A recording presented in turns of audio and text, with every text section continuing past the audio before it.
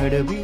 काशीचे दर्शन, शेतकऱ्यांशी नात ऐस त्यांचं मातीशी मान, बचत गटाने दिला मिळवुनी महिलांना आधार,